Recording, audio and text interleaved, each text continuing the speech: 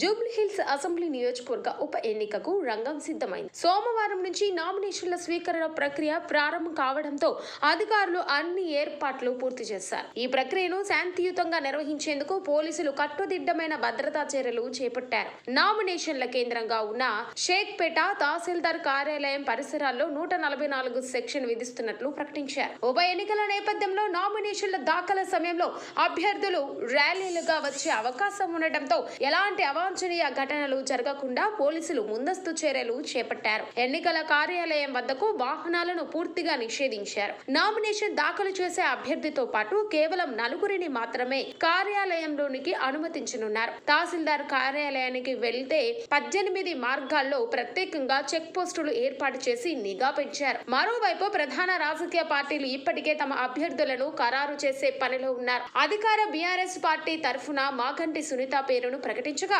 Congress party నుంచి నవీన్ కుమార్ బరిలో నిలవనున్నారు. BJP అభ్యర్థి ఎవరనే దానిపై ఇంకా స్పష్టత రావాల్సి ఉంది. నామినేషన్లు వేయడానికి 10 రోజుల సమయం ఉండటంతో అభ్యర్థులు మంచి ముహూర్తం కోసం ఎదురు చూస్తున్నారు. పశ్చిమ మండలం డీసీపీ సిహెచ్ శ్రీనివాస్ నేతృత్వంలో ఈ బందోబస్తును పర్యవేక్షిస్తున్నారు. అడిషనల్ డీసీబీ 2 ఏసీపీలు, 5 సిఐలు, 9 మంది ఎస్ఐలతో పాటు 59 మంది సిబ్బంది 2 ఫ్లాన్లుగా బలగాలుగా ఎన్నికల విధుల్లో పాల్గొంటున్నారు. నామినేషన్ల ప్రక్రియ ముగిసే వరకు ఈ భద్రతా వలయం కొనసాగుతుందని అధికారులు స్పష్టం చేశారు.